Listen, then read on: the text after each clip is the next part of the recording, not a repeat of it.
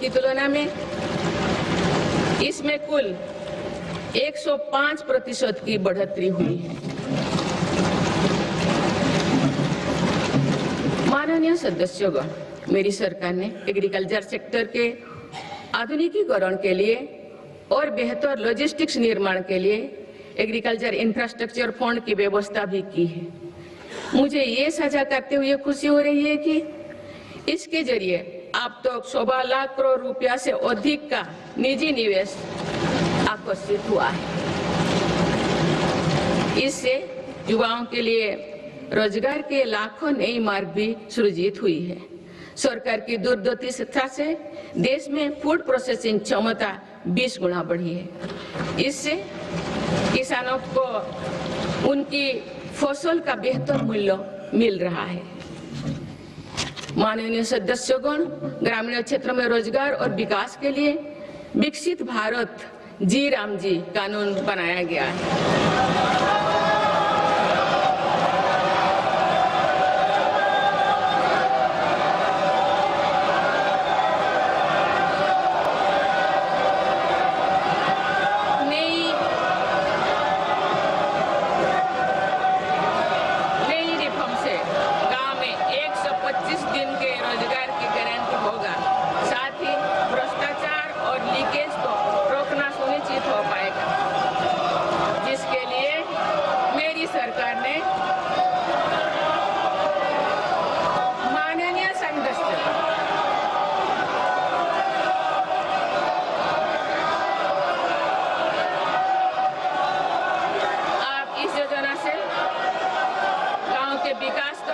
मिलेगी और किसान, पशुपालन और मछुआरे साथियों के लिए नई सुविधाएं निर्मित होगी।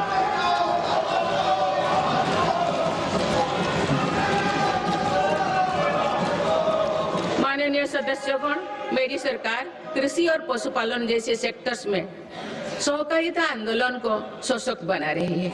आज त्रिभुवन सहकारी यूनिवर्सिटी से सहकारिता से जुड़े लोगों को सीखने और आगे बढ़ने का मौका मिल रहा है। इसके अलावा 10,000 से ज्यादा FPOs के माध्यम से भी कृषि क्षेत्रों को सशक्त किया जा रहा है। माननीय सदस्यगण, मेरी सरकार स्पष्ट रूप से मानती है कि देश का विकास सभी देशवासियों को आगे बढ़ने का समान अधिकार देकर ही संभव है। इसलिए आज देश वुमेन लेड डेवलपमेंट के मंत्र के साथ आगे बढ़ रहा है।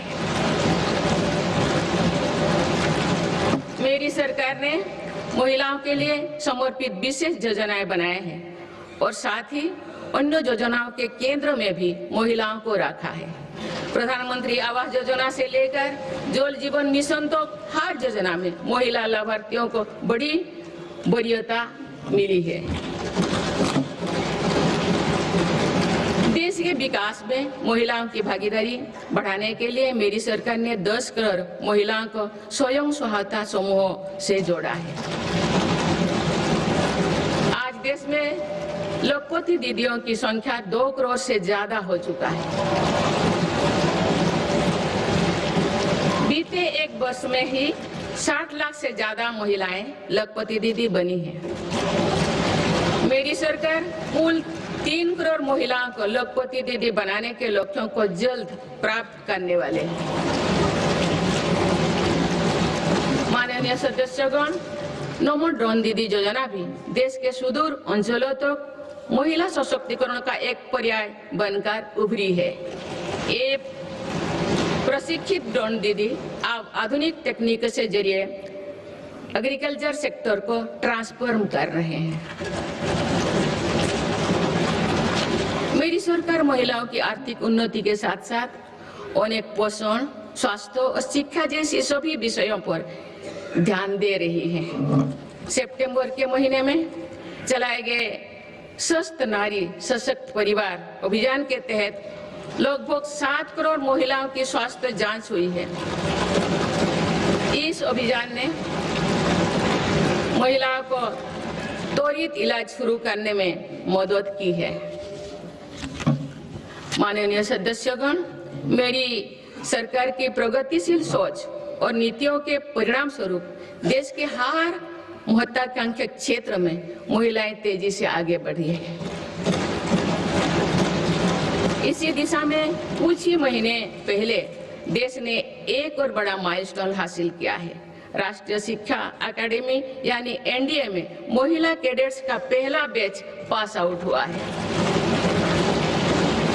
इससे ये विश्वास और मजबूत हुआ है कि देश के विकास और सशक्तिकरण में नारी शक्ति सबसे आगे खड़ी है। माननीय सदस्यगण, श्री गुरु तेग बहादुर जी ने हमें सिखाया है, भय काहू को देत नय भय मानत आन, यानी हम ना किसी को डराएं और ना किसी से डर कर जिए।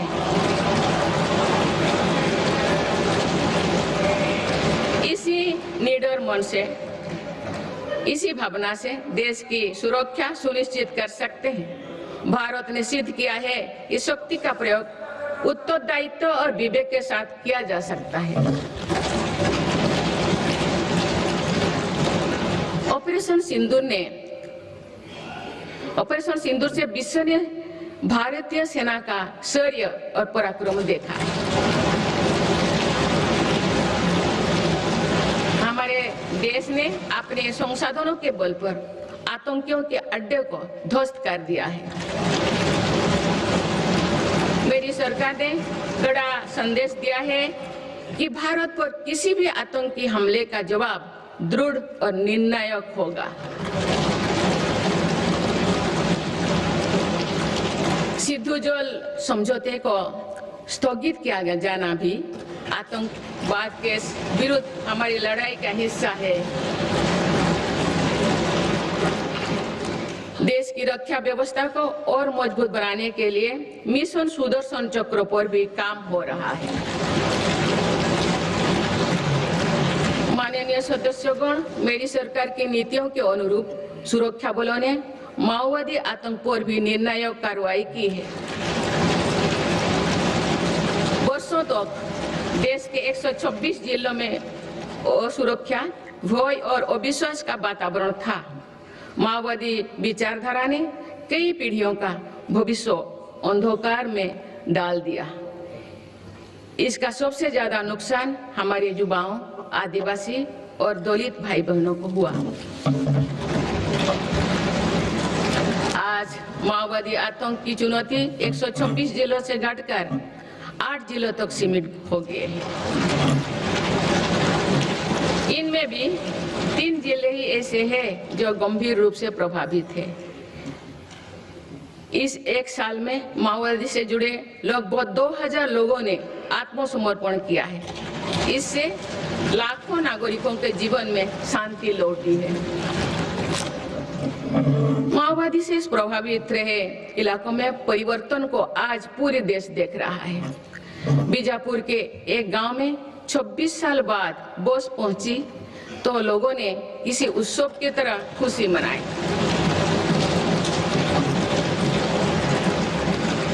बस्तर ओलंपिक में युवा बढ़ चढ़कर हिस्सा ले रहे हैं। हथियार छोड़ चुकी व्यक्ति आज जगदलपुर में पंडुम कैफे में लोगों की सेवा कर रहे हैं। माननीय सदस्यगण, मेरी सरकार ये सुनिश्चित कर रही है कि जो लोग हथियार छोड़कर मुख्यधारा से जुड़े हैं उनका जीवन पटरी पर लौटे।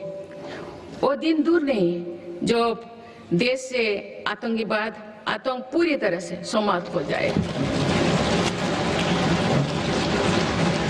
माननीय सदस्यगण, गुरुदेव रविंद्रनाथ टैगोर ने कहा था कि आजादी तब तक अधूरी है जब तक आत्मनिर्भरता का जीवन ना जिया जाए। मेरी सरकार भारत को आत्मनिर्भर बनाने की दिशा में निरंतर और ठोस प्रयास कर रहे हैं। आज मेक इन इंडिया के विजन के साथ बने उत्पाद दुनिया के अलग अलग बाजारों तक पहुंच रही है। स्वदेशी को लेकर भी देशवासियों में बहुत उत्साह है। माननीय सदस्यगण, पीएलआई योजना से अभी तक लगभग 2 लाख करोड़ रुपया का निवेश आकर्षित हुआ है। ही 17 लाख करोड़ रुपए से अधिक